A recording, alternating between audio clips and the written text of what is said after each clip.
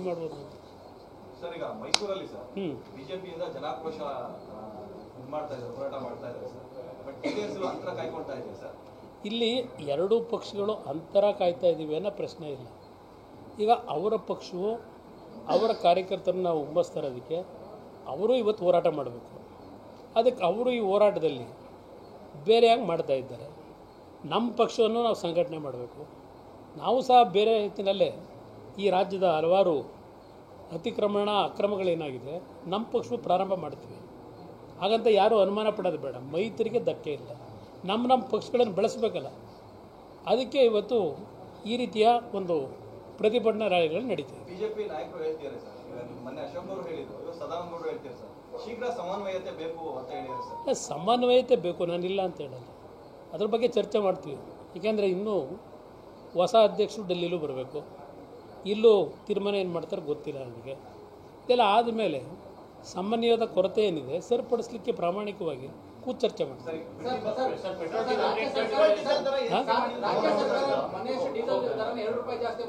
ಮಧ್ಯರಾತ್ರಿ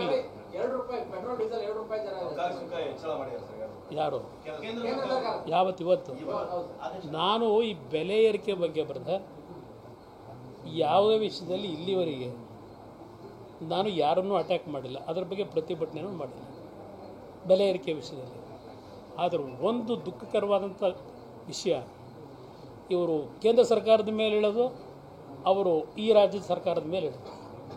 ಇದನ್ನು ಜನ ತೀರ್ಮಾನ ಮಾಡಿ ಯಾವ್ಯಾವ ಕಾರಣಕ್ಕೆ ಈ ರೀತಿಯ ತೆರಿಗೆಯನ್ನು ಏರಿಕೆ ಮಾಡ್ತಾ ಇದ್ದಾರೆ. ಆ ತೆರಿಗೆಯಿಂದ ಬರ್ತಕ್ಕಂಥ ಹಣ ಯಾವ ರೀತಿ ಅದನ್ನು ಸದ್ಬಳಕೆ ಮಾಡಿ ಯಾವ ತೆರಿಗೆ ಕಟ್ತಕ್ಕಂಥ ಜನರ ಬದುಕನ್ನು ಕಟ್ತಾ ಇದ್ದಾರೆ, ಅದನ್ನು ಇವತ್ತು ಜನಗಳ ಮುಂದೆ ಇಡಬೇಕು ನನ್ನ ಅಭಿಪ್ರಾಯ.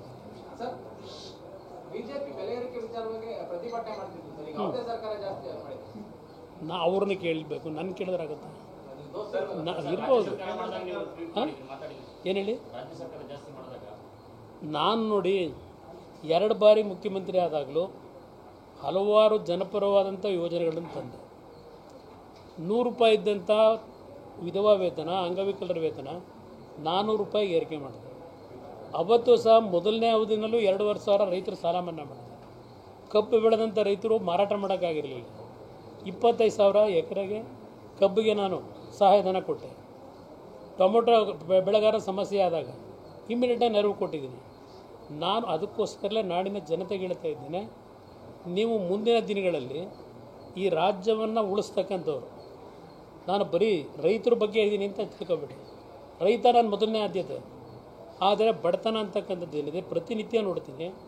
ಇವತ್ತು ಜನರ ಬದುಕನ್ನು ಕಟ್ಟಬೇಕು. ಇಲ್ಲಿ 2,000 ರೂಪಾಯಿ ಕೊಟ್ಟ ತಕ್ಷಣ ಬೆನ್ನು ತಟ್ಕೊಂಡ್ರಾಗಲ್ಲ. ಯಾವ ರೀತಿ ಬದುಕಿದೆ ನೋಡಿ. ನಾನು ಮೊನ್ನೆ ಹೇಳಿದೆ, ನಾನು ಬೆಂಗಳೂರಿನ ಮಾಧ್ಯಮ ಸ್ನೇಹಿತರ ಮುಂದೆ ತಲಾವಾರು ಆದಾಯ ಹೇಳ್ತಾರೆ.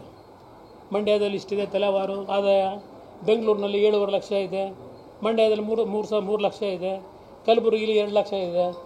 ಇದೆಲ್ಲ ಹೇಳ್ತಾರಲ್ವ.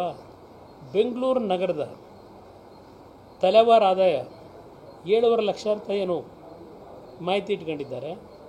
ಆ 7.5 ಲಕ್ಷ 1,30,00,000 ಜನ ಅವರಲ್ಲ.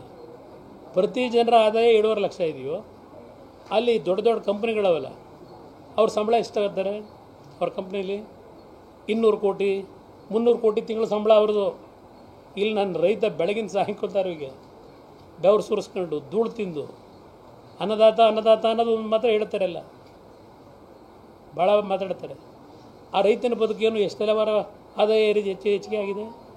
ಇವತ್ತು ಆ ರೀತಿಯ ಆದಾಯ ಪಡೆಯತಕ್ಕಂಥವ್ರನ್ನ ಈ ಪಾಪ ಅಲ್ಲೆಲ್ಲೋ ಗೇಟ್ ಕೀಪರ್ಗಳಾಗಿ ಯಾವುದೋ ಪೆಟ್ರೋಲ್ ಬಂಕಲ್ಲಿ ಪೆಟ್ರೋಲ್ ಹಾಕೊಂಡು ಆ ಬೆಂಗಳೂರು ನಗರದ ಅಭಿವೃದ್ಧಿ ಅಂತೇಳಿ ಯಾವ ಕೆಂಪೇಗೌಡರು ಕಟ್ಟಿದಂಥ ಬೆಂಗಳೂರು ನಗರದ ಭೂಮಿ ಆ ಬಡ ರೈತರಿಂದ ನಾವು ಇವತ್ತು ಭೂಸ್ವಾಧೀನ ಮಾಡ್ಕೊಂಡಿದ್ದೀವಲ್ಲ, ಅವನ ಹತ್ರ ಭೂಮಿ ಕಿತ್ಕೊಂಡು ಅಲ್ಲೆಲ್ಲ ಗೇಟ್ ಕೀಪರ್ ಕೆಲಸ, ಪೆಟ್ರೋಲ್ ಒಯ್ಯೋ ಕೆಲಸ ಇದು ಕೊಟ್ಕೊಂಡಿದ್ದೀವಿ. ಒಂದು 7 ಲಕ್ಷ ಇದೆಯಾ ತಿಂಗಳು.